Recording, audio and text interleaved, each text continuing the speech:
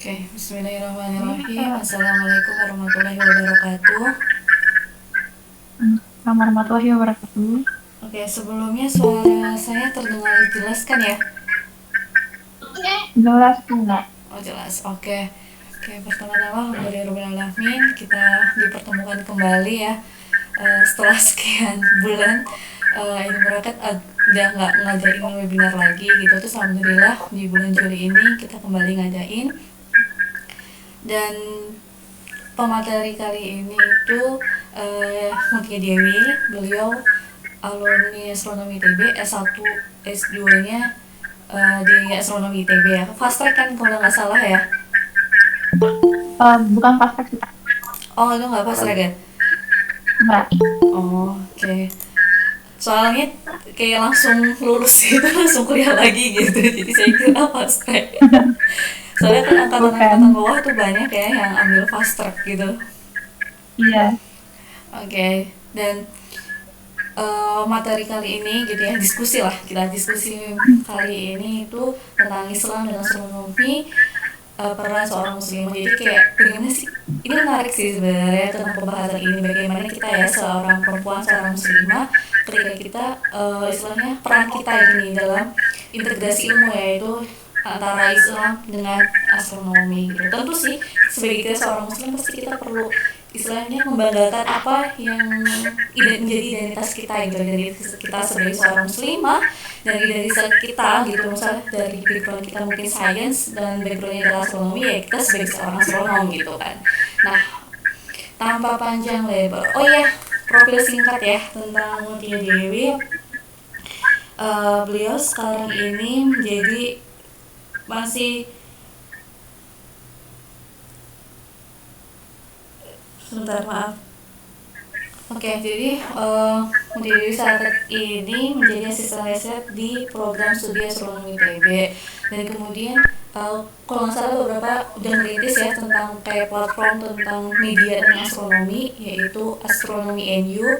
Nah, mungkin teman-teman yang tertarik buat join atau mendapatkan informasi tentang astronomi gitu ya, itu bisa banget gabung di telegramnya Astronomi NU gitu. Itu terbuka buat umum dan gratis kan ya gitu.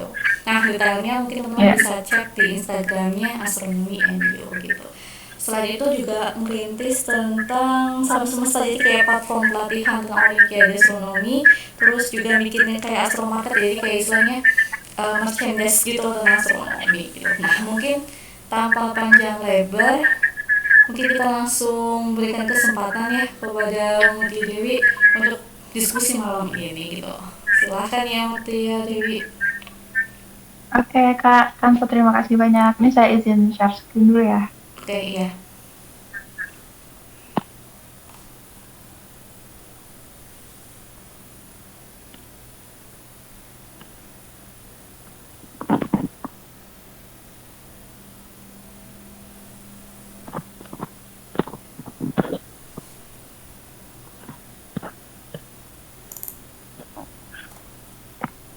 Oke, kira-kira udah kelihatan belum ya slide-nya? Masih hitam sih, Mut. Oke, kalau udah kelihatan, tolong kasih tahu ya, Kak. Ya, ya.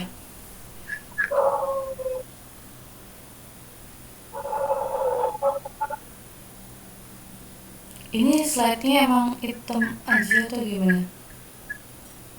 Enggak, Kak. Oh, Slide-nya warna biru ungu gitu. oke. Oh, udah ada yang Ada muncul. nggak? Hah? Udah ada? Udah, tapi di tempatku belum. Oke, mungkin Oh, ya udah. bisa Coba dilanjutkan aja, kita Mut. tunggu ada dulu. Oh, lanjut aja, Kak. Ya, Oke, oke. Teman-teman yang lain kira-kira ada slide nggak ya di sana? Muncul slide-nya? ini aku coba yang itu udah ada yang muncul juga sih. Udah, wah apa, Kak? Hmm. Oke, nggak apa-apa. Warnanya apa, Kak? Slide-nya? Warnanya biru ungu gitu nggak sih? Iya, iya. Iya, ada tulisannya nggak? Ada. Ada, oke, oke. Sip, sudah muncul ya. Oke. Oke. Bismillahirrahmanirrahim. Assalamualaikum warahmatullahi wabarakatuh, teman-teman semua. Sebelumnya, terima kasih buat teman-teman yang sudah menyempatkan waktunya untuk ikut diskusi pada malam hari ini. Perkenalkan kembali, saya Mutia Dewi, saya alumni astronomi ITB, yang insya Allah hari ini akan mengajak teman-teman, untuk diskusi ya tentang Islam dan astronomi peran seorang muslimah. Oke, mudah-mudahan slide-nya ada di sana ya teman-teman ya. Oke, nah ini ada beberapa outline yang akan kita bahas ya malam hari ini. Ada 6 poin. Yang pertama ini kaitan Islam dan astronomi, kemudian ayat Al-Quran terkait astronomi, sejarah astronomi, tokoh muslimah siapa saja yang punya peran dalam astronomi, kemudian astronomi itu daya tahu astronomi saat ini itu seperti apa, dan yang terakhir ke peran muslimah dalam perkembangan astronomi saat ini. Terkait Islam dan astronomi, bagaimana kaitannya? Untuk menjawab pertanyaan itu, mungkin kita akan bahas dulu apa itu astronomi dan apa itu Islam ya. Astronomi itu biasanya teman-teman sering dengar mungkin ya disebut juga sebagai ilmu bintang, di mana astronomi itu dari katanya astron, itu dari bahasa Yunani yang artinya bintang. Nah, jadi astronomi ini merupakan ilmu alam yang mempelajari benda langit. Nah, sedangkan Islam itu diambil dari kata salama dalam bahasa Arab yang artinya selamat atau berserah. Sehingga kata muslim dan muslimah itu merupakan orang-orang yang menyerahkan diri kepada Allah Subhanahu wa taala sehingga mereka ya selamat. Nah, sejak dulu astronomi ini sudah dipelajari ya dan sampai sekarang masih terus berkembang dan dengan itu banyak sekali dimanfaatkan dalam berbagai aspek kehidupan kita. Contohnya terkait penentuan waktu, hari, tanggal, tahun, kemudian sistem penanggalan waktunya atau sistem kalendernya, serta juga berpengaruh atau berperan dalam kegiatan peribadatan. Nah, khususnya dalam Islam, astronomi ini memiliki beberapa peran. Contohnya adalah menentukan arah kiblat, menentukan waktu sholat, serta menentukan waktu saum Ramadan dan hari raya Idul Fitri. Nah, di sini ada beberapa ayat-ayat Al-Quran yang membahas terkait astronomi. Sebenarnya mungkin banyak ya teman-teman ya, teman-teman juga mungkin tahu lebih banyak dari ini, tapi di sini hanya akan di-mention beberapa saja. Yang pertama ini ada Quran Surat Al-Anbiya ayat 30. Nah, di sini ada teman-teman bisa lihat ya, artinya itu, dan apakah orang-orang kafir tidak mengetahui bahwa langit dan bumi keduanya dahulunya menyatu, kemudian kami pisahkan antara keduanya, dan kami jadikan segala sesuatu yang hidup berasal dari air, maka mengapa mereka tidak beriman? Nah, dalam hal ini yang makna dari ayat ini, itu kata kuncinya sebenarnya yang terkait dengan astronomi ya teman-teman, itu ada di kalimat yang pertama, kalimat yang pertama, bahwa Allah menciptakan langit dan bumi itu dulunya menyatu. Nah, beberapa orang ada yang menginterpretasikan ayat ini sebagai bagaimana alam semesta itu tercipta, gitu ya. Bagaimana alam semesta tercipta, mungkin teman-teman kenal dengan istilah teori Big Bang gitu ya. Nah, terus yang kedua ada Quran Surat Yasin ayat 38. Ini artinya, dan matahari berjalan di tempat peredarannya, demikianlah ketetapan Allah yang maha perkasa, maha mengetahui. Nah, ini maknanya terkait bagaimana benda langit dalam hal ini khususnya matahari itu berjalan atau bergerak di tempat peredarannya. Jadi mungkin kalau di astronomi kita kenalnya dengan garis edar gitu ya, garis edarnya gitu. Kemudian berikutnya ini ada Quran surat ayat 7. Demi langit yang mempunyai jalan-jalan sama ya. Jadi langit yang dimaksud di ayat Al-Quran ini bukan langit yang kita tahu secara ini ya, bukan langit kayak atmosfer gitu, tapi segala sesuatu yang berada di luar bumi gitu. Jadi termasuk alam semesta ini. Jadi di di sini disebutnya ditulisnya langit gitu. Nah, kemudian Quran surat Al-An'am ayat 101, dia Allah pencipta langit dan bumi, bagaimana mungkin dia mempunyai anak padahal dia tidak mempunyai istri, dia menciptakan segala sesuatu dan dia mengetahui segala sesuatu. Nah, di sini terkait penciptaan langit dan bumi itu yang menciptakannya Allah Subhanahu wa taala. Lalu ada juga di Quran surat Az-Zumar ayat 5. Dia menciptakan langit dan bumi dengan tujuan yang benar. Dia memasukkan malam atas siang dan memasukkan siang atas malam dan menundukkan matahari dan bulan masing-masing berjalan menurut waktu yang ditentukan. Ingatlah, dialah yang maha mulia, maha pengampun. Nah, di sini makna dari ayat ini itu terkait bagaimana Allah memasukkan malam dan atas siang dan memasukkan siang atas malam. Mungkin lebih sederhananya terkait bagaimana siang dan malam itu saling berganti ya. Jadi ini adalah dua dua fenomena yang sifatnya tuh teratur, yang sifatnya teratur. Jadi ada hukum yang mengatur tentang masuknya malam atau siang dan sebaliknya. Dan itu tentu diatur oleh Allah Subhanahu wa taala. Berikutnya ada juga Quran surat Ar-Rum ayat 2. Allah yang meninggikan langit tanpa tiang sebagaimana yang kamu lihat. Kemudian dia bersemayam di atas arsy, dia menundukkan matahari dan bulan, masing-masing beredar menurut waktu yang telah ditentukan. Dia mengatur urusan makhluknya dan menjelaskan tanda-tanda kebesarannya, agar kamu yakin akan pertemuan dengan Tuhan. Nah, di sini ada kalimat Allah yang meninggikan langit tanpa tiang, gitu ya.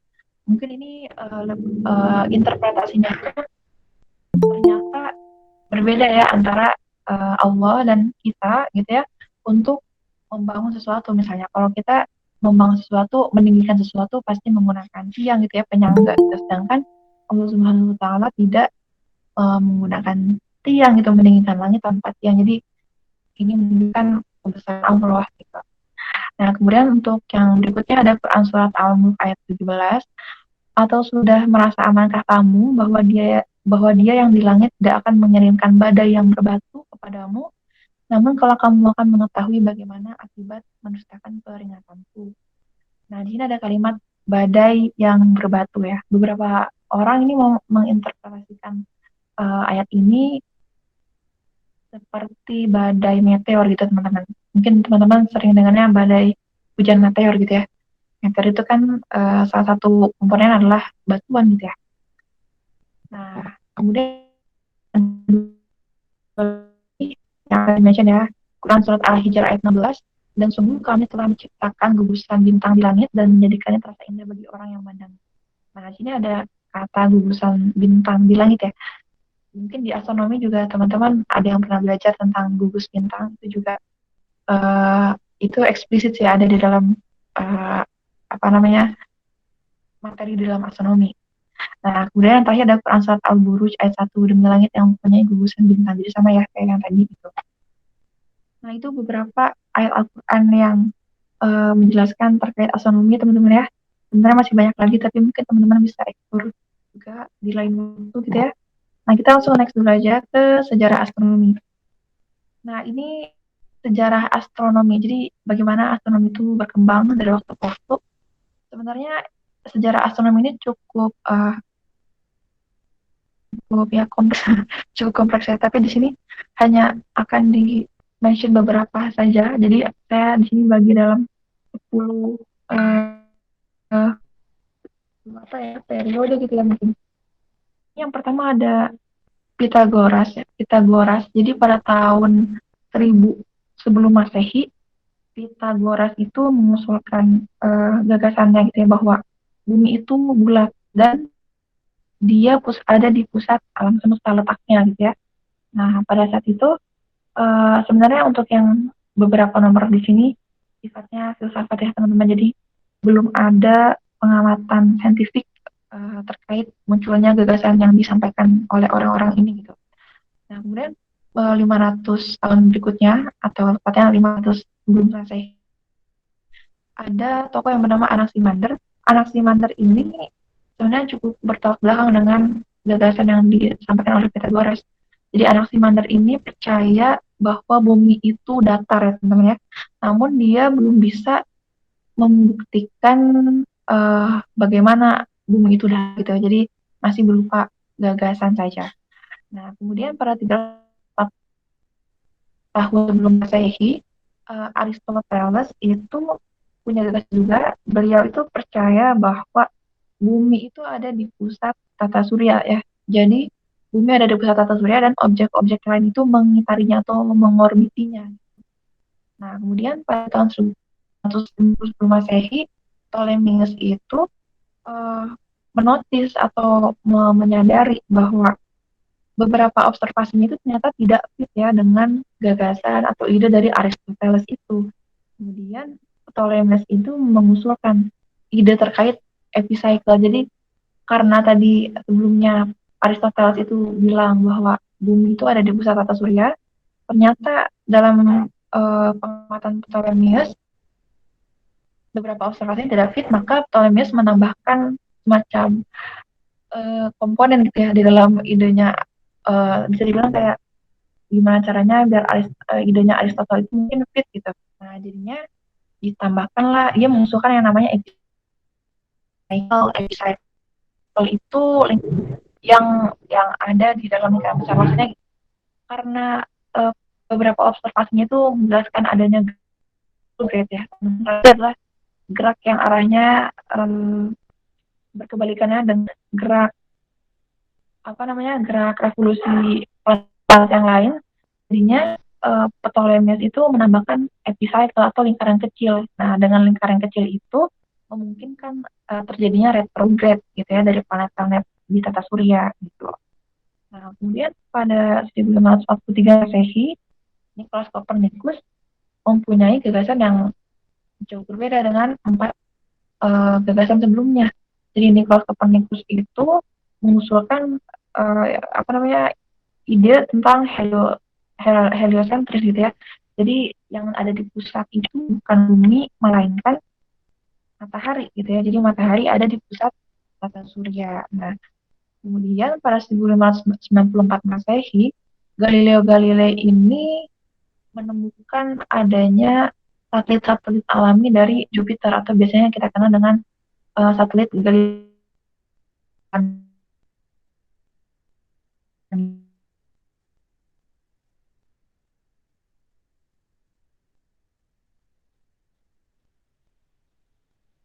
Satelit Galilean ini ditemukan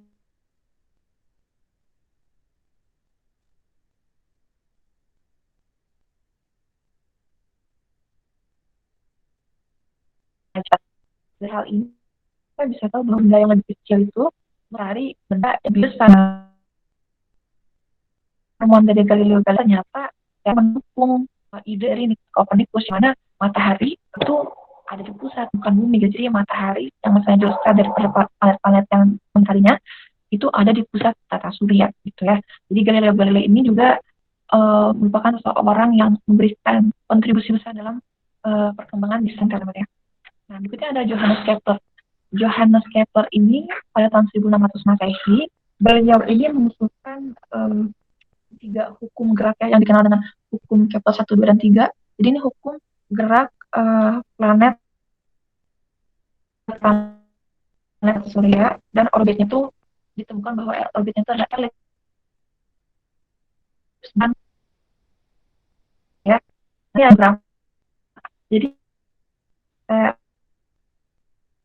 jarak astronominya ya tepat ada di, di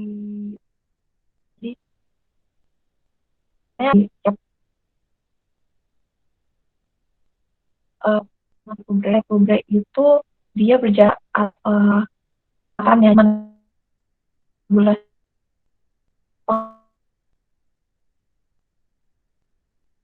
astronomi yang digunakan Kepler sehingga Kepler dapat mengusulkan tiga hukumnya tadi itu. Nah, berikutnya tahun 1700 Masehi ini Sir Isaac Newton ini jadi berkaitan dengan hukum Kepler itu ada tiga, 1, 2, dan 3. Yang berkaitan dengan Sir Isaac Newton itu hukum Kepler yang ketiga, di mana hukum Kepler yang ketiga itu kan dengan teori gravitasi planet. Nah, itu dijelaskan oleh Sir Isaac Newton gitu. Jadi gagasannya itu saling berkaitan ya untuk Johannes Kepler sama Sir Isaac Newton. Nah, kemudian tahun 1781 Masehi, Pak William Herschel ini menemukan planet Uranus, tapi by accident gitu. Penemuannya itu secara tidak sengaja. Nah, penemuan Uranus ini sebenarnya sebelumnya diprediksi oleh seorang ilmuwan yang saya mohon maaf lupa ya ilmuwannya siapa. Jadi salah satu ilmuwan itu memprediksi bahwa harusnya dengan model tata surya yang seperti ini gitu ya, yang tadi diusulkan oleh Nicolaus Copernicus gitu, oleh Johannes Kepler dan lain-lain, itu harusnya ada ada objek nih di posisi ini, yang mana posisi itu adalah posisinya planet Uranus gitu. Nah, waktu itu masih belum terbukti bahwa di sana tuh ada objek gitu ya, ada Uranus. Nah, pada tahun 1781 ternyata Pak William Herschel mengonfirmasi si hipotesis tadi itu bahwa ternyata benar di posisi tersebut yang diprediksikan ternyata ada planet Uranus gitu. Nah, kemudian yang terakhir ada Pak Edwin Hubble pada tahun 1929 Masehi.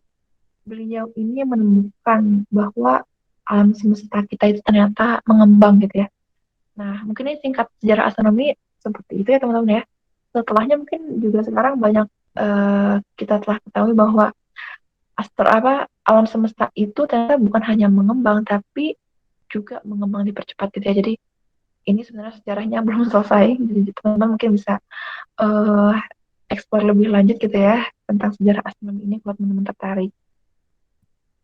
Nah, next berikutnya ada tokoh muslimah dalam astronomi ya. Jadi uh, beberapa di sini akan di-mention beberapa tokoh-tokoh muslimah yang punya peran di dalam perkembangan astronomi ya dulu dan masa kini gitu. Sebenarnya mungkin banyak ya di luar sana yang muslimah yang berkiprah dalam dunia astronomi, tapi di sini hanya akan di-mention tiga. Yang pertamanya adalah Maryam Al-Ijliyah atau biasanya diberi julukan Maryam Al-Astrolabi Al-Ijliyah.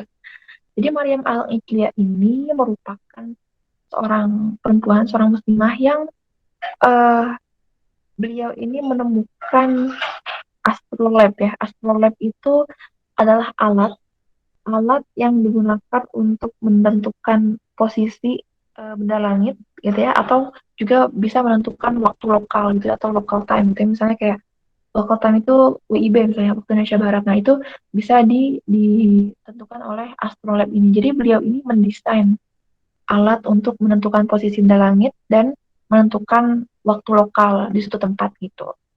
Nah, Maryam Al-Ijliyah ini uh, sebenarnya bukan penemu pertama dari astrolab tersebut ya. Jadi astrolab ini menurut artikel yang saya baca teman-teman ya, itu ditemukan itu oleh seorang Yunani. Tapi pada saat itu hanya bisa untuk menentukan posisi dalam lintang saja, posisi benda langit dalam lintang.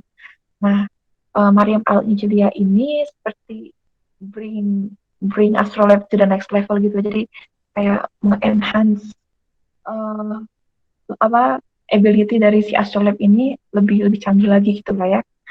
Nah, ini tuh Maryam Al-Ijliyah itu pertama kali dikenal dalam astronomi itu ketika beliau menemukan asteroid dalam sabuk utama asteroid ya, atau main belt asteroid yang namanya 7060 Al-Ijliyah gitu ya.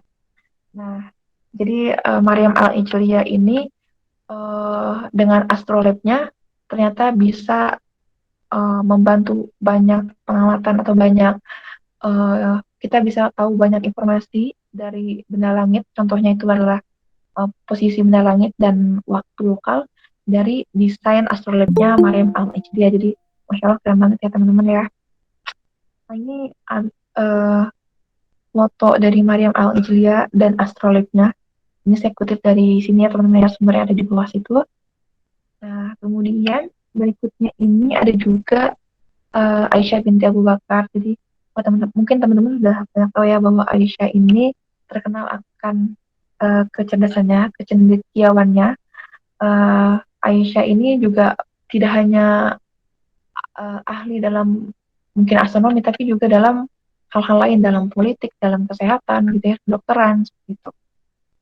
Nah, oke. Berikut ini, mungkin yang berikutnya ini adalah tokoh untuk yang masa kini ya. Jadi yang sebelumnya ini tokoh yang masa lalu, masa lampau. Kalau yang berikutnya ini, yang ketiga ini adalah Bursin Mutlu Takdil. Saya kurang tahu ini cara pronunciasi gimana ya. Tapi beliau ini merupakan seorang astrofisisnya atau astrofisikawan. Nah, saat ini beliau itu cukup cukup terkenal karena risetnya teman-teman ya. Jadi beliau ini melakukan riset tentang galaksi yang unik ya. Galaksinya itu punya struktur sirkular yang unik gitu. Jadi si strukturnya itu galaksinya ini merupakan galaksi elips teman-teman.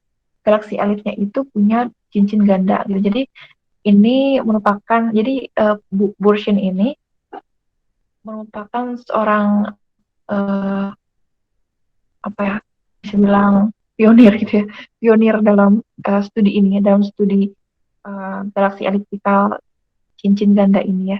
Nah, jadi ini merupakan studi yang masih jarang sih teman-teman. Jadi beliau ini bisa dibilang kayak pendobrak dalam studi ini, dan ini bisa jadi sebuah tantangan baru sih buat kita yang mungkin tertarik dalam studi galaksi ya, terutama dalam pembentukan galaksi dan evolusinya. Nah, karena studinya yang keren ini gitu ya, yang bagus ini, yang unik ini, maka galaksi yang dirisetnya itu adalah galaksi yang ditelitinya itu disebut juga sebagai galaksi Ursin gitu. Gitu. Nah, ini foto ibunya dan sumbernya saya letakkan di sini. Oke, nah berikutnya ini ada Astronomy Today. Astronomy Today ini uh, mungkin bicara tentang bagaimana sih kondisi atau bagaimana situasi di dunia astronomi hari ini gitu ya. Astronomy Today ini mungkin teman-teman udah sering banget baca dari berbagai artikel, dari berbagai platform atau di sosial media mungkin beberapa akun yang bicara tentang astronomi hari ini atau dari NASA gitu mungkin itu banyak banyak sekali topik-topik di dalam astronomi yang saat ini dilakukan penelitiannya gitu ya, dilakukan risetnya gitu. Mungkin zaman dulu astronomi itu belum seberagam ini topiknya. Sekarang ini udah sangat banyak ya. Contohnya kita bisa kita bisa melakukan riset tentang planet, tentang tata surya, bintang, galaksi, gugus bintang, supercluster dan lain-lain gitu, alam semesta. Di astronomi hari ini karena sekarang itu uh, pemahaman dan pengetahuan astronomi itu sudah semakin banyak, sudah semakin berkembang. Kemudian teknologi pun juga mengimbanginya, teleskop sudah semakin canggih. Jadi informasi dari langit itu sudah banyak sekali kita dapat, teman-teman. Bahkan saking banyaknya tuh data yang kita dapatkan tuh ya terlalu banyak, bukan terlalu banyak, ya sangat banyak gitu. Jadinya untuk mengolahnya pun kita bisa dibilang kewalahan, sehingga mungkin sekarang teman-teman kenal yang namanya era big data ya, di mana data itu udah sangat banyak sekali dan kita butuh bantuan komputer untuk mengolahnya gitu ya. Jadi kita butuh bantuan komputer untuk mempercepat pekerjaan kita, mengolah data atau menganalisisnya gitu. Kita butuh aplikasi tertentu, kita butuh software tertentu yang udah sekarang udah yang Masya Allah udah canggih-canggih banget sih gitu. Jadi teman-teman mungkin yang tertarik dengan apa namanya tentang pemrograman, tentang coding gitu ya, itu bisa banget untuk coba explore tentang data-data di astronomi yang bisa teman-teman akses gitu ya. Nah, kemudian kita akan next ke perannya. Ini adalah core dari pembicaraan malam ini ya, peran muslimah dalam astronomi saat ini. Di sini saya akan membagi beberapa part ya, ada dua sebenarnya. Peran yang sama dengan laki-laki sama peran yang bisa dibilang unik atau spesial. Kalau untuk peran yang sama dengan laki-laki, ini perihal pengamatan, perihal instrumentasi, analisis, teori, pekerjaannya mungkin sebagai pendidik atau pengajar, peneliti, astrofotografer, citizen project, dan lain-lain. Nah, kalau tentang pengamatan, teman-teman, buat teman-teman mungkin yang sudah suka dengan pengamatan astronomi, ini bisa banget teman-teman untuk berperan dalam part yang ini ya, dalam pengamatan. Teman-teman bisa ngamat hilal gitu, teman-teman bisa mengoreksi arah kiblat, teman-teman bisa menentukan waktu sholat, mengoreksi waktu sholat apakah sudah sesuai atau belum. Juga kalau untuk hilal mungkin kita biasanya yang paling sering untuk ini ya menentukan waktu sahur Ramadan sama hari raya Idul Fitri gitu. Nah, terus kalau teman-teman terkait teman-teman minatnya tuh sama mesin gitu, itu bisa teman-teman ikut di bagian yang instrumentasi. Teman-teman bisa ikut merancang teleskop. Teman-teman bisa tahu bagaimana teleskop itu bekerja gitu ya. Teleskop itu cara kerjanya seperti apa. Itu bisa banget teman-teman untuk kontribusi di bagian instrumentasi karena saat ini teleskop itu masih teleskop itu terus-terusan di ini ya teman-teman ya, dikembangkan gitu ya, diperbaiki terus, di kualitasnya itu semakin semakin canggih semakin kesini gitu. Nah, kemudian buat teman-teman yang mungkin tertarik menganalisis itu bisa juga berperan dalam bagian analisis ya, karena tadi banyaknya data saat ini, sehingga untuk menganalisisnya juga perlu banyak SDM mungkin ya. Jadi buat teman-teman yang suka dengan bagian analisis ini bisa sekali berkontribusi di analisis data gitu ya. Analisis data ini biasanya kalau pengalaman saya, kita kita bisa pakai berbagai software atau aplikasi ya, yang sekarang kan udah banyak banget aplikasi statistika gitu ya, software-software statistika yang bisa mempermudah kita menganalisis data gitu. Nah, ini buat teman-teman mungkin yang juga belajar atau tertarik dengan statistik, ini bisa banget berperan di sini teman-teman. Nah, kemudian yang bagian teori juga bisa. Kalau teman-teman sukanya berimajinasi gitu ya, sukanya berpikirnya out of the box gitu, mungkin itu cocok sekali nih kalau teman-teman mau ikut berkontribusi di dalam ranah teori gitu ya, dalam ranah teori. Mungkin teori ini bukan hanya menggagas teori baru sih, tapi mungkin juga beberapa teori saat ini di fisika, di astronomi, ada yang belum clear itu. Kalau kita bantu berpikir gitu ya untuk mengclearkan maksudnya gimana, itu juga bisa banget sih berkontribusi untuk pemahaman pengetahuan astronomi. Jadinya bisa membantu aspek-aspek yang lain di dalam astronomi dengan terbentuknya teori yang established gitu, terbentuk teori yang yang kokoh gitu. Nah, terus kalau teman-teman juga tertarik dalam dunia pendidikan dan pengajaran juga bisa banget kayak teman-teman ngajar. Kalau yang udah kalau yang pengen menjadikan astronomi sebagai profesi, mungkin bisa menjadi seorang dosen atau guru gitu, atau sebenarnya tidak harus di dalam sebuah institusi ya. Teman-teman bisa mengajar atau sharing ke lingkungan terdekat juga, itu sebenarnya salah satu upaya untuk memasyarakatkan ilmu astronomi sih. Jadi it's kind of good thing buat teman-teman lakukan gitu. Ada juga kalau teman-teman yang statusnya mahasiswa, bisa juga nih ikut penelitian, ikut riset di dalam program studi ya. Biasanya kalau di astronomi juga ada riset-riset oleh dosennya. Nah, mahasiswanya biasanya bisa ikut kontribusi di sana di beberapa bagian yang mungkin mahasiswa itu minat dan punya keahlian di bagian tersebut gitu. Kemudian kalau untuk yang teman-teman hanya ingin menjadikan astronomi sebagai hobi gitu ya, itu bisa jadi juga sebagai seorang astrofotografer ya. Sekarang kan mungkin lagi booming juga ya astrofotografer. Kita bisa motret bagaimana uh, misalnya pemandangan langit malam, kita bisa lihat objek apa aja di sana, itu bisa banget tuh jadi astrofotografer gitu. Kemudian yang terakhir mungkin yang akan di-mention di sini ya, itu ada citizen project. Jadi itu adalah project untuk warga sipil gitu ya. Project ini yang saya tahu dari dosen saya, itu ada suatu website yang isinya itu uh, tentang pengklasifikasian morfologi galaksi. Jadi pengklasifikasian bentuk-bentuk galaksi. Nah, karena tadi ya, ini link juga dengan pembicaraan sebelumnya bahwa data di kita tuh udah sangat banyak, jadinya kita sebenarnya kekurangan SDM untuk mengolahnya atau untuk ya mengolah datanya gitu.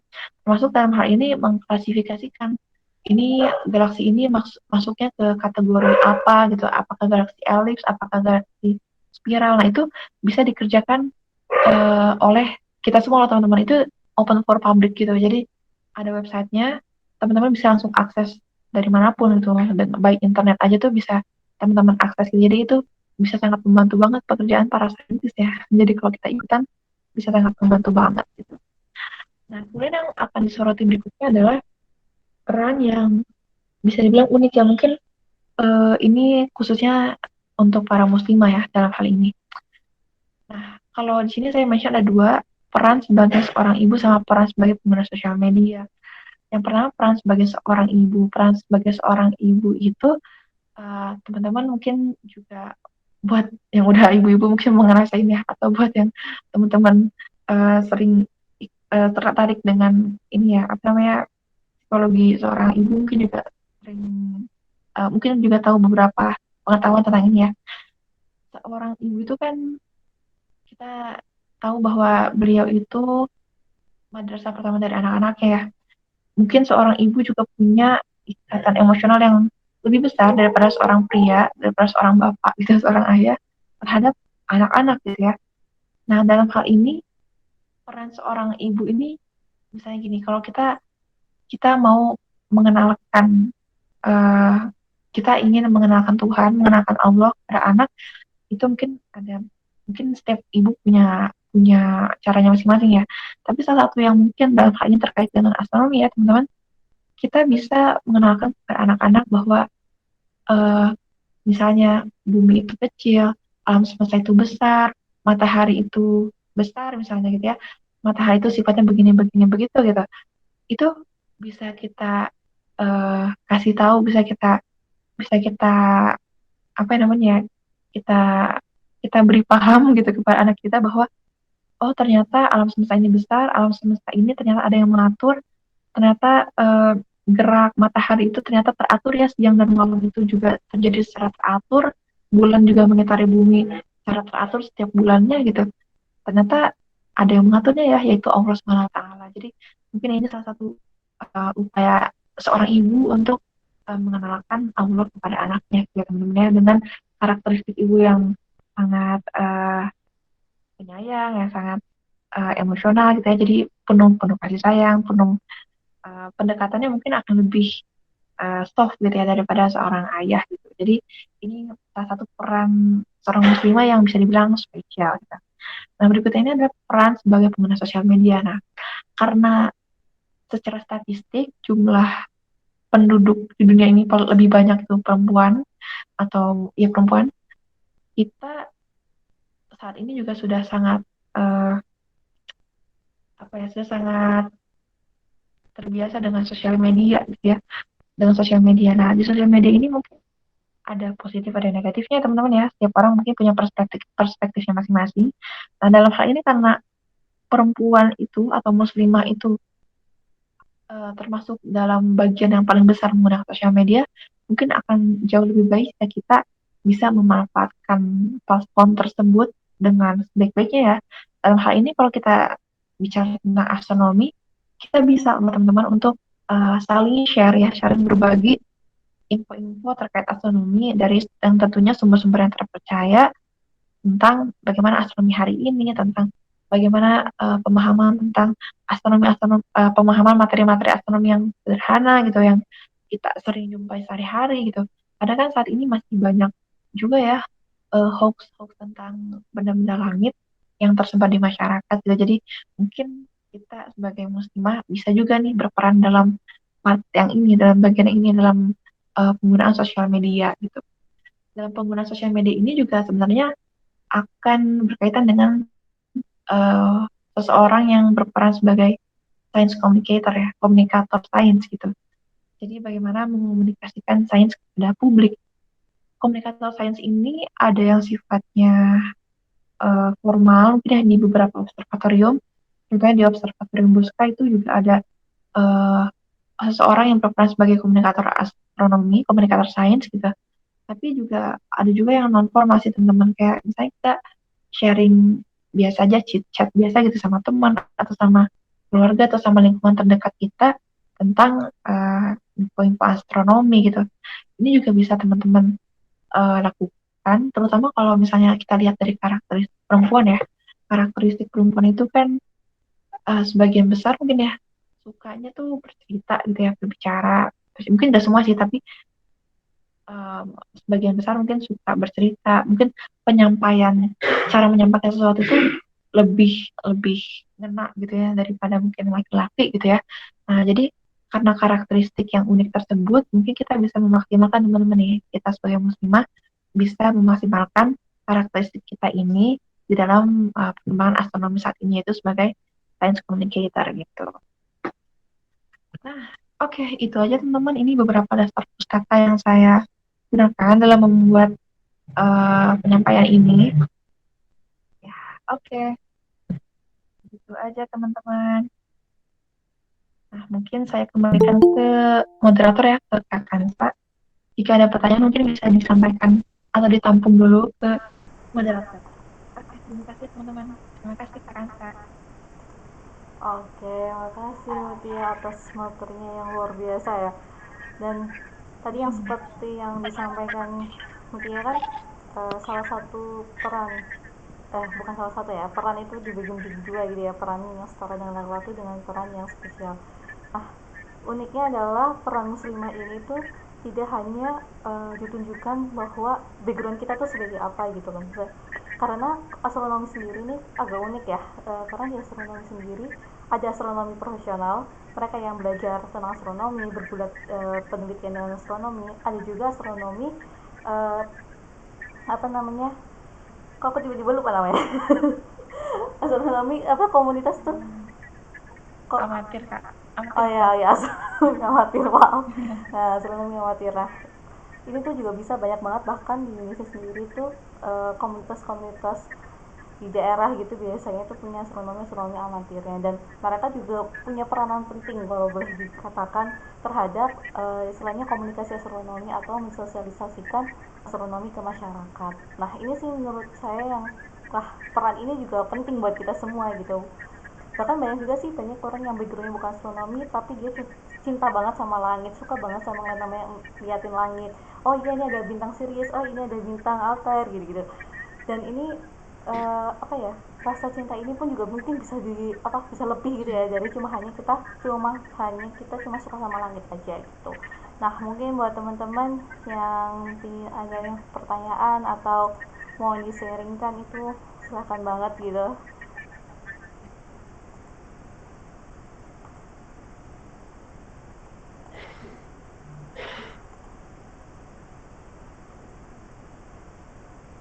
Kayak mungkin sambil nunggu kali ya, mungkin um, jujur ini menarik sih tentang salah satu tokoh muslimah astronomi di zaman dulu gitu ya. Jujur saya nggak nyangka bahkan Iya. memasukkan Aisyah gitu ya. Kalau dipikir-pikir iya juga ya gitu ya. Kenapa kita nggak pernah kepikiran dengan Aisyah gitu dalam sebagai tokoh muslimah di peran astronomi gitu. Karena Iya. kalau ngomongin Aisyah gitu ya, kalau berbicara mengenai Aisyah kan jadi kayak, oh ya, sahabat Nabi, beliau istri Nabi yang paling cerdas, yang paling bisa menafsirkan sanat-sanatnya gitu kan. Tapi nggak pernah menafsirkan, memahami dia kalau dia tuh juga jago dalam berbagai bidang nih gitu loh, utamanya di astronomi gitu. Jadi itu Iya. menurut saya gagasan yang menarik dan bisa untuk dikembangkan sih gitu loh, tentang penelitian atau tentang pembahasan mengenai sosok seorang Aisyah ini gitu. Iya, Menarik, benar menarik. banget sih Kak.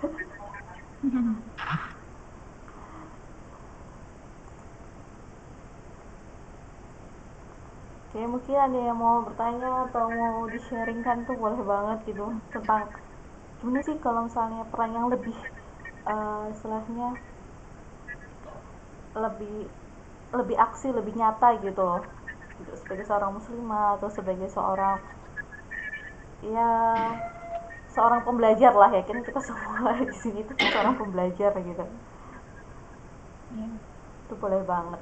Mungkin juga kalau sebenarnya yang paling ini ya Kak, yang paling sederhana buat teman-teman yang mungkin peduli gitu ya dengan pengamatan astronomi lebih tepatnya, itu kita juga bisa loh untuk eh, berkontribusi dengan cara menggunakan atau memanfaatkan cahaya artifisial itu dengan bijak gitu. Contohnya misalnya kayak lampu ya, kita karena di astronomi itu kita kan butuhnya cahaya cahaya bintang ya, yang murni gitu, bukan cahaya dari artifisial. Jadinya untuk penggunaan cahaya artifisial dengan bijak itu sangat membantu membuat langit kita, langit malam kita tuh gelap, sehingga informasi yang kita dapat sebagai, kalau ada seorang pengamat gitu ya, itu tuh murni dari bintangnya. Jadi pengamatannya tuh tidak tidak terkontaminasi oleh cahaya artifisial. Biasanya kalau di tempat-tempat yang mungkin udah di sekitar observatorium mungkin ya, itu udah daerah sekian sekian ratus meter itu atau sekian kilo mungkin ya, itu udah yang daerah wajib yang kayak lampunya itu harus pakai tudung gitu. Jadi lampunya itu pakai tudung supaya sinarnya nggak ke atas atas langit gitu, dan supaya tidak mengganggu pengamatan astronomi. Nah kita juga sebenarnya bisa banget untuk menggunakan lampu secara bijak, jadi nggak boros lampu gitu ya, jadi nggak nyalain lampu kapan aja, juga pakai tudung sih kalau lebih baik sih, supaya apa yang disenar itu tepat sasaran gitu ya, jadi nggak muncul ke atas gimana gitu. Itu sih Kak, karena kan cahaya artificial itu menyumbang polusi cahaya, jadinya untuk para astronom mungkin akan sedih kalau misalnya kita banyak menggunakan cahaya artificial yang tidak semestinya. Ya itu bener banget sih, bener-bener tentang masalah polusi cahaya ya itu, apalagi Iya, di era yang semakin modern ini penggunaan cahayanya semakin berlebih lah bah dibahasakannya kayak iya, gitu gitu. benar. Bahkan kalau teman-teman yang pernah main ke Boska gitu ya, itu kan di bagian belakang Boska itu kalau kita lihat ke arah kota itu lampunya terang sekali, bahkan kayak mungkin lebih terang daripada langit di Bandung gitu. Nah, Bener jadi bener. ya saat ini langit malam Bandung udah terkontaminasi oleh cahaya artificial itu. Jadi buat teman-teman yang masih di tempat tinggalnya masih bisa langit malam, masih bisa lihat langit malam tuh gelap yang isinya bintang-bintang itu, wah, masya Allah sih, keren sih. Ya bener bener bener.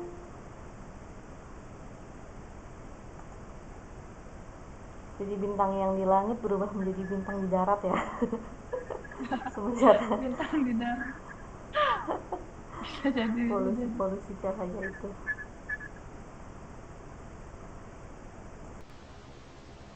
Oh iya, emang bener sih kalau di Bosca tuh bakalan gelap banget. Apalagi kalau lagi praktikum ya, jadi kan mahasiswa astronomi kan kalau praktikum Iya, di Bosca. Nah, itu area bener-bener harus iya, gelap banget benar. gitu. Iya, bahkan nggak boleh pakai lampu sih kalau di Iya, observatorium ya kak, jadi kita gelap, alamatnya iya gelap. bener.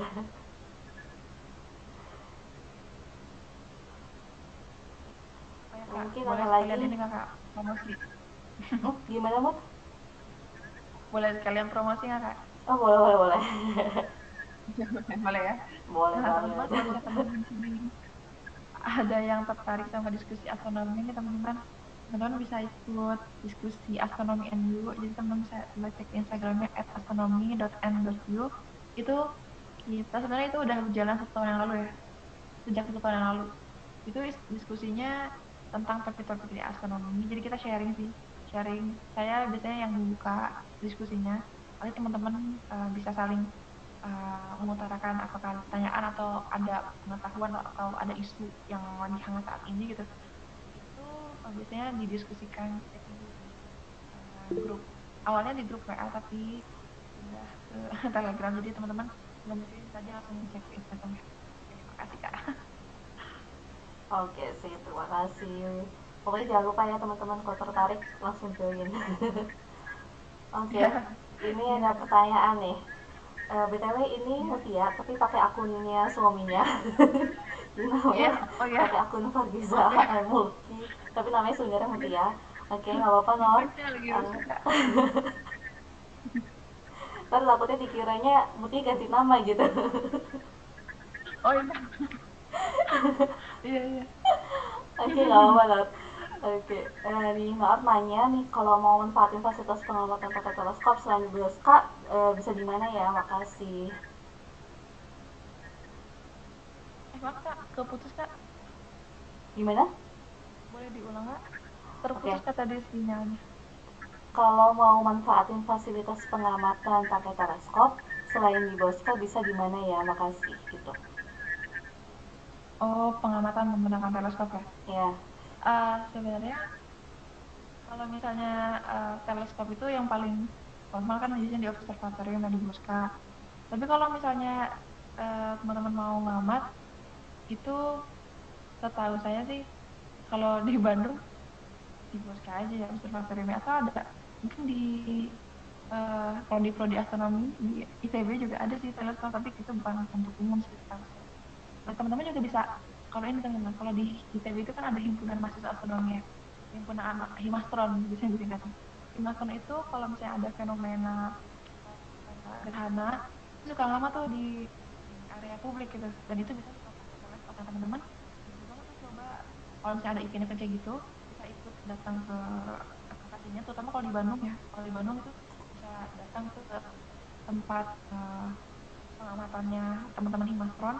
Mereka biasanya bawa teleskop dan biasanya publik itu juga boleh ikut lihat dan boleh ikut nyobain gitu yang untuk itu kalau untuk yang ngamatnya nggak, maksudnya bukan ngamat yang riset riset yang formal gitu ya, itu kayak cuma kayak kita pengen tahu kayak gimana sih pengamatan pakai teleskop itu seperti apa, teman bisa datang ke situ. Tapi kalau untuk yang formal sih, saya formal sih juga saya taunya di Boska biasanya.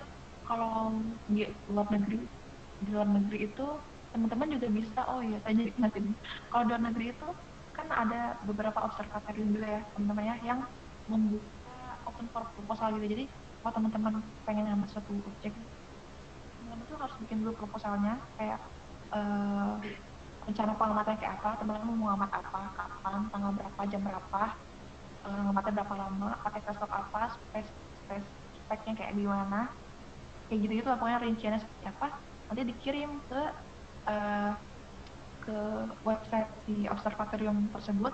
Nanti bisa diseleksi sama mereka kalau kira-kira visible atau mungkin ya layak untuk ikut riset di situ, itu bisa. Tapi kalau itu teleskopnya, maksudnya bukan langsung ya teman-teman, nggak kayak ngawat langsung gitu, tapi itu pakai remote sistemnya. Jadi teleskopnya itu remote, teman-teman bisa kontrol dari jauh gitu, tapi pakai teleskopnya yang ada di luar negeri sana. Atau teman-teman juga sebenarnya kalau untuk yang tidak langsung ya, pengamatan teleskop yang tidak langsung, itu juga bisa pakai satelit sih, bisa satelit. Jadi kontrolnya lewat apa namanya, eh, lewat web misalnya gitu ya. Jadi remote lah, sistemnya remote. Tapi kalau untuk yang langsung, saya kurang tahu sih. Tapi setahu saya sekarang kan lagi dibangun OBNAS ya, Observatorium Nasional di Kupang NTT. Itu nantinya setahu saya akan dimanfaatkan juga untuk riset teman-teman yang pengen riset astronomi pakai teleskop langsung gitu. Jadi itu diperuntukkan untuk itu. Tapi kalau untuk yang di luar NTT mungkin jauh ya, jauhan. Gitu sih Kak, mungkin Kak Santa bisa nambahin gitu kalau tahu contohnya Kak. Mungkin kalau pengamatan lewat komunitas itu banyak ya kayaknya di kota-kota gitu. Misalnya kayak ini ada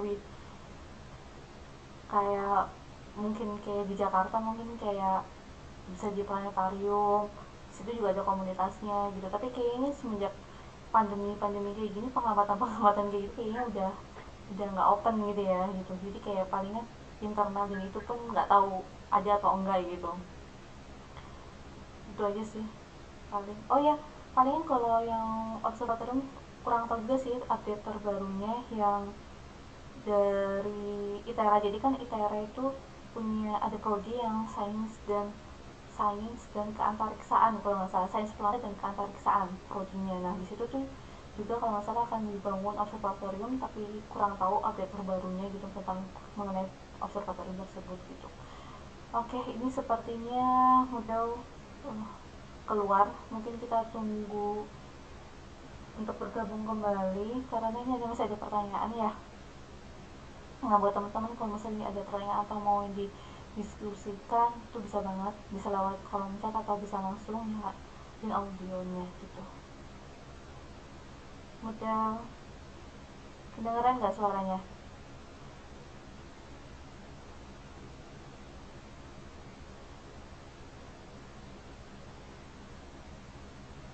Halo.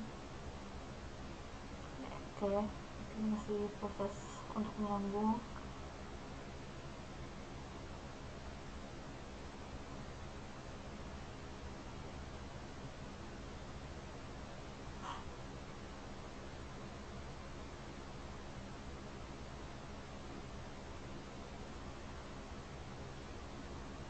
Kita mungkin tunggu sebentar ya.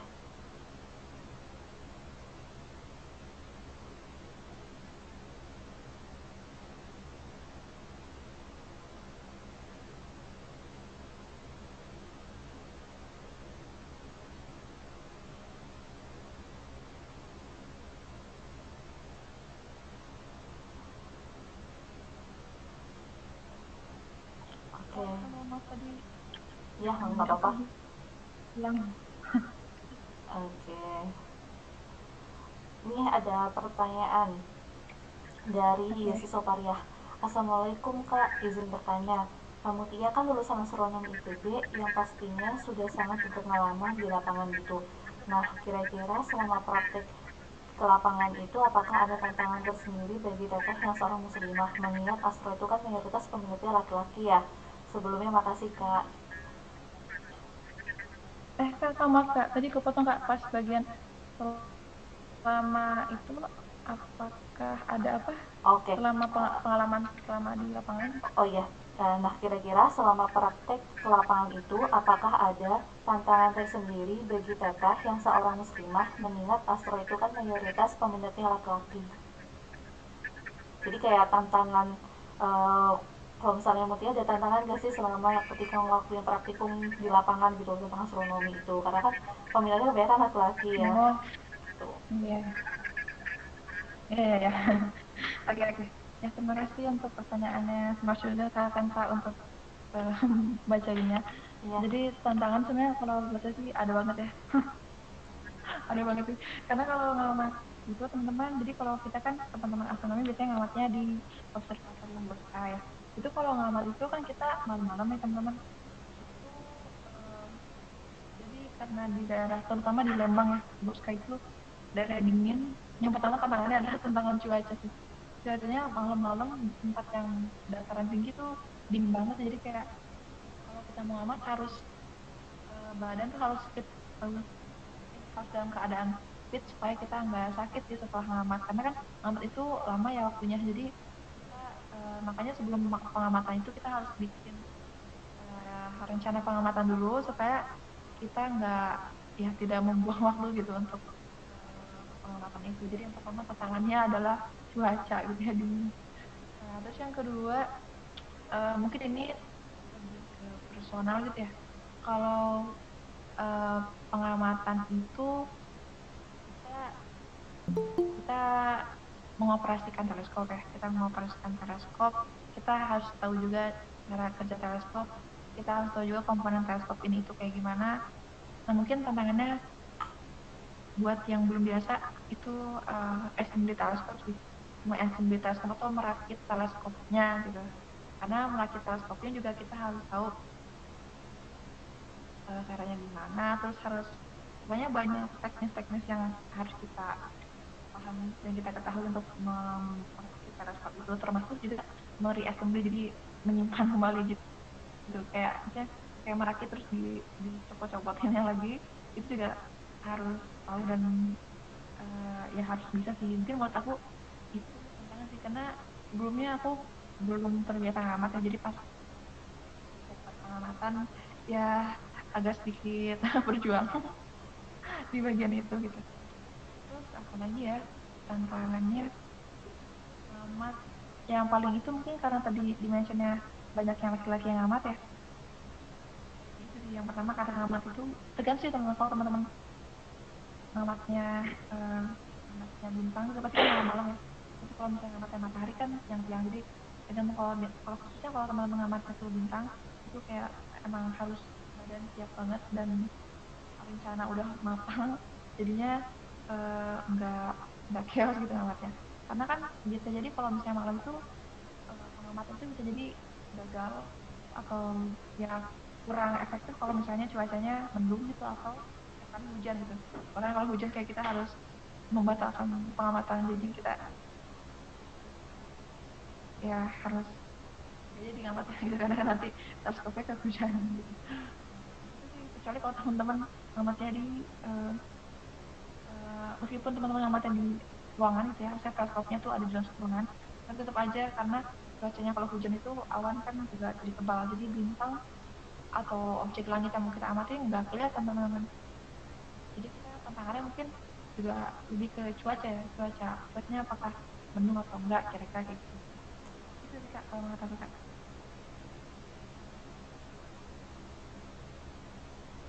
Oke. Ada lagi mau ditambahkan Mut? Cukup. Oke. Selanjutnya ini ada Rafila Cika Zahra.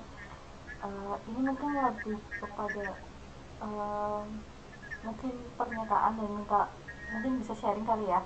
Assalamualaikum kak, aku mau coba sharing tentang pengenalan astronomi ke teman-teman sosmed dan ternyata masih banyak yang belum tahu tentang polusi cahaya. Mungkin uh, sebagai pernyataan dan mungkin mungkin mungkin bisa berbagi informasi tentang informasi atau platform tentang masalah polusi cahaya kayak gimana mungkin. Atau mungkin di astronomi ini pernah bahas tentang masalah polusi cahaya gitu. Ya, gimana Kak tentang polusi cahaya? Ya, Iya kak, oh iya nih. kalau boleh sharing Oh, sedikit bagaimana boleh nggak kak? polusi cahaya Oh, itu boleh boleh mempengaruhi? boleh. Oh iya, iya boleh boleh. Boleh ya kak. Assalamualaikum warahmatullahi wabarakatuh. Waalaikumsalam Ya, warahmatullahi wabarakatuh. Saya, saya Rafila Cika Azahra, seorang astronom amatir mungkin, bahkan amatir banget. Eh, karena di lingkungan saya dan teman-teman waktu itu pernah masuk ekskul Zenit di SMA dan ternyata banyak orang-orang yang suka juga sama astronomi, tapi di sana eh, gak semua orang tuh peduli gitu. Jadi aku coba buat share ke sosial media tentang kayak posisi ini ada bintang ini loh, terus ini juga bukan bintang tapi planet gitu. Aku gunain itu pakai apa Stellarium, aplikasi Stellarium biar tahu posisinya. Terus eh, aku juga coba buat share tentang polusi cahaya karena ini dampaknya sangat besar ya Kak. Terutama di pinggir rumah juga Iya. ada hotel dan itu tuh bukan hotel, apartemen gitu dan lampunya tuh sangat terang banget. Jadi kalau misalnya mau ngamat itu susah dan aku coba buat share ke teman-teman tentang polusi cahaya dan ada beberapa juga yang banyak gitu yang masih polusi cahaya kan biasanya juga polusi udara, polusi air, polusi tanah gitu. Ini apaan polusi cahaya gitu kan. Nah, terus di situ coba share-share dan yang sampai sekarang yang aku tahu solusinya tuh tentang ini kan pakai tudung lampu gitu kan Kak. Nah, kalau misalnya kita kolaborasi gitu, teman-teman semua pecinta astronomi itu bergerak buat mengurangi polusi cahaya, kayak membagi-bagi tudung lampu ke apa ya, eh, kayak restoran-restoran kayak gitu, itu kan lebih berdampak lagi ya Kak. Jadi bisa dapat peran astronomi muslimah astronomi di masa kini. Gitu aja sih Kak.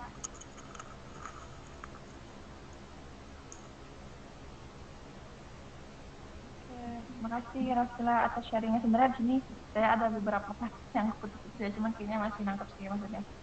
Jadi ya bener banget sih itu keren banget ya buat Rafila dan mungkin teman-temannya yang peduli dalam pengamatan astronomi yang kita tuh harus bisa meminimalisir, meminimalisasi polusi cahaya.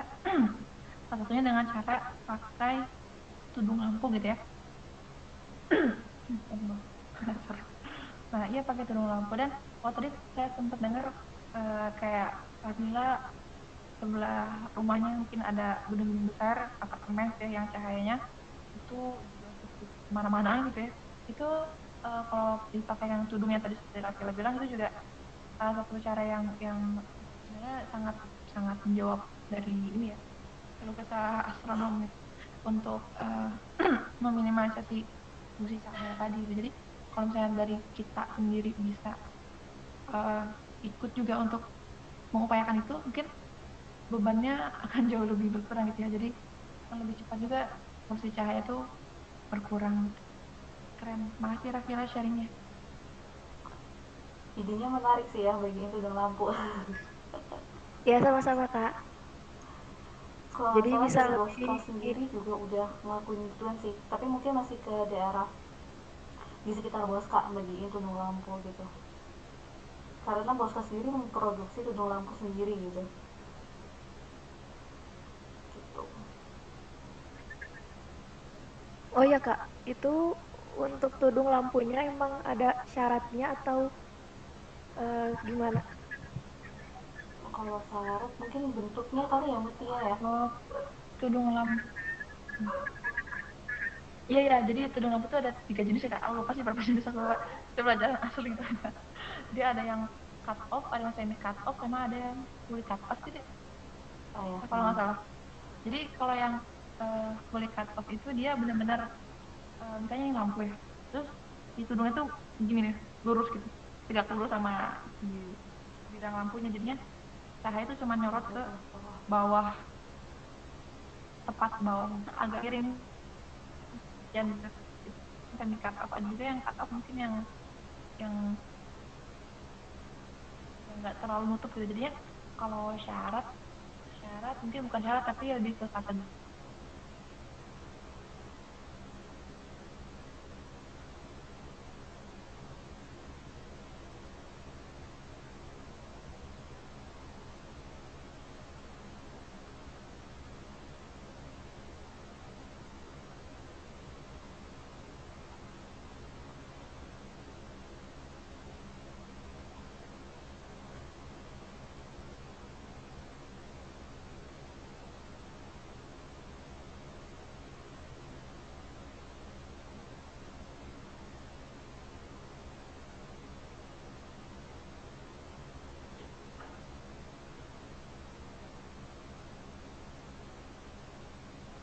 Masih kedengeran nggak ya kak sinyalnya, suara suara suara saya masih kedengeran nggak ya? Ah, pendengaranmu tadi sempat hilang. Oh iya, oke. Kirain saya yang ngelag. Oke. Tadi gimana, mungkin bisa diulangi lagi, Mut? Yang syarat.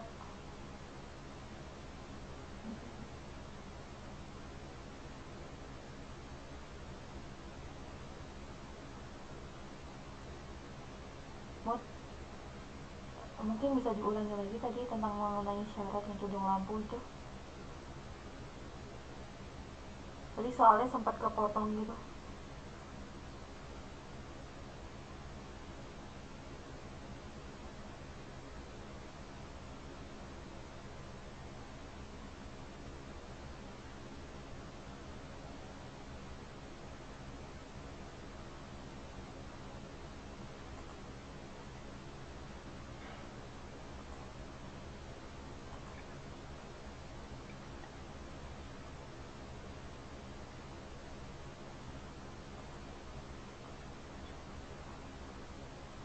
Halo, tes.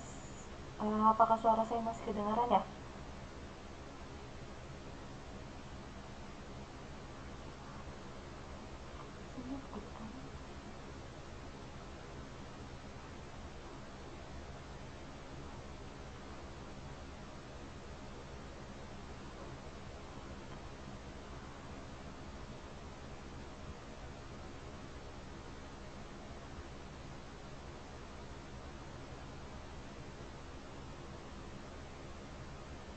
Tes, tes.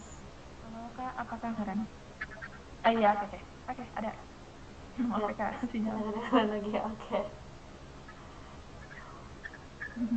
Oke. Mungkin tadi bisa dijelasin ulang lagi tentang masalah syarat tudung lampu itu. Jadi soalnya sempat kepotong. Oh, tadi kepotong ya? Oke, oke. Mm-mm. Nah, jadi eh tudung lampu itu sebenarnya setahu saya bukan, mungkin bukan syarat ya kalimatnya, tapi kategori gitu. Kategori tudung lampu itu setahu saya ada tiga, ada yang cut off, semi cut off, sama fully cut off. Jadi kalau yang cut off itu yang paling eh paling lebar lah gitu di cahayanya. Kalau yang semi cut off dia, misalnya ini lampu, ini semi cut off itu segini lah kira-kira tudungnya gitu ya. Jadi cahayanya tuh maksimum ke arah sini sama ke arah sini. Nah, kalau yang fully cut off itu tegak lurus. Jadi ini ini lampu tudungnya tuh ke arah bawah sini, tepat tegak lurus dengan si bidang lampunya itu. Jadinya cahayanya tuh tepat menyoroti ke bawah gitu. Jadi cahayanya nggak akan kemana-mana.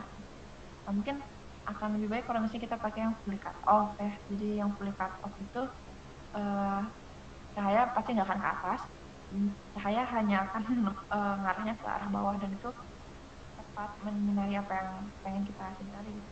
Kalau yang semi cut off sebenarnya ya sebenarnya juga cukup baik, tapi itu ada dia punya deviasi ya, dia punya sudut di mana si cahaya itu sebenarnya tidak tepat menyinari apa yang ada di bawahnya. Jadi ya ada yang ke sekian derajat tuh dia masih di luar gitu. kalau yang cut off itu jauh lebih melebar lagi gitu kak.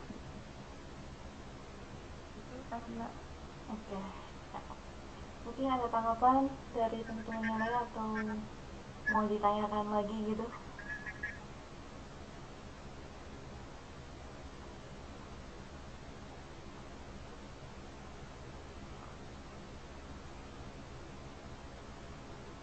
Kalau misalnya dari teman-teman udah nggak ada nih yang mau ditanyakan atau mau diskusikan, atau mau kita tutup gimana Mat? Atau kita tunggu berapa menit lagi nih? Atau ada yang mau Bebas ditambahin? Kak. Boleh banget. Bebas, kalau saya bebas Kak. Tergantung kakak aja. Oke. Mungkin oh ya buat teman-teman kalau misalnya ada kritik, saran dan mungkin ada kak mungkin bisa satu saat nanti bahas tentang masalah ini, masalah itu gitu tuh boleh banget informasi ke kami baik lewat DM Instagramnya Ibu Meroket maupun ke narahubung yang ada di WA itu gitu. Itu boleh banget. Eh, Mungkin karena udah nggak ada yang enggak deh ya, mungkin karena sesi kali ini tidak ada lagi pertanyaan ataupun yang didiskusikan, mungkin bisa kita tutup ya. Dan sebelumnya saya ucapkan terima kasih buat Mutia udah berbagi sharing malam hari ini. Terus Terima kasih juga semoga Kak. sukses terus buat astronomi NU dan perintisan-perintisannya lainnya gitu. Atau mau lanjut S3 nih, jangan-jangan. Ya, belum tahu Kak. Ya ntar ya, siapa tahu tiba-tiba kepingin gitu ya S3 gitu. Siapa tahu. Iya sih WhatsApp. Dan saya ucapkan juga terima kasih buat teman-teman yang udah ikut di webinar Lagi Murid malam ini. Semoga apa yang disampaikan oleh Mutia itu bisa memberikan insight buat teman-teman, bisa memberikan bermanfaat buat teman-teman. Dan siapa tahu mungkin bisa langsung diaplikasikan gitu ya. Insya Allah bisa langsung diaplikasikan. Dan Adi Murid sendiri mengucapkan mohon maaf apabila selama kegiatan webinar malam ini ada salah kata maupun ucapan atau kesalahan teknis ya gitu. Dan jangan lupa pantau terus ID Meroket insya Allah untuk webinar-webinar selanjutnya. Terima kasih teman-teman. Dari Taufik Hidayah. Assalamualaikum warahmatullahi wabarakatuh. Oke, sama-sama. Terima kasih semua. Terima kasih teman-teman. Terima kasih Kak Kansa. Iya, sama-sama. Terima kasih semua.